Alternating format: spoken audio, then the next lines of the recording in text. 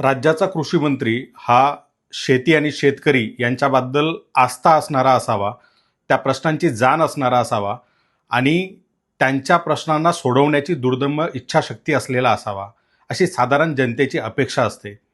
दुर्दैवाने महाराष्ट्राला जो कृषी मंत्री मिळाला आहे त्याची शेतकऱ्यांबद्दल किती आस्था आहे हे याच्या आधी केलेल्या बेताल विधानांवरून लक्षात येतच. शेतीचं ज्ञान त्यांना माहिती आणि प्रश्न सोडवण्याची त्यांची दुर्दम्य इच्छाशक्ती किती आहे हे त्यांनी सभागृहात बसून जंगली रम्मीसारखा जुगार खेळून सिद्ध केलेलं आहे.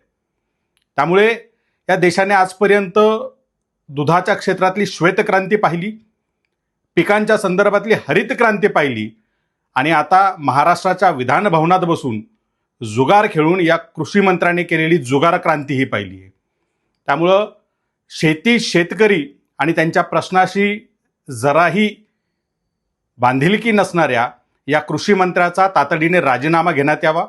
माणिकराव कोकाटे यांचा राजीनामा घेऊन त्या ठिकाणी ज्याला शेती संदर्भात खऱ्या अर्थाने जाण असेल आणि त्याची शेतकऱ्यांच्या संदर्भात बांधिलकी असेल अशा व्यक्तीलाच ते खातं देण्यात यावं.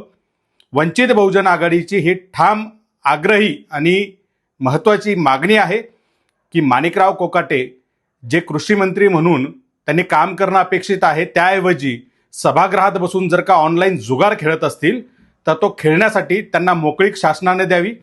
त्यांना या कामात अडकवून ठेवू नये. जास्तीत जास्त वेळ त्यांना रम्मी खेळता यावी यासाठी तातडीनं त्यांच्याकडनं राजीनामा घेण्यात यावा आणि त्यांना या जबाबदारीतून मुक्त करावं, अशी वंचित बहुजन आघाडीची आग्रही मागणी आहे.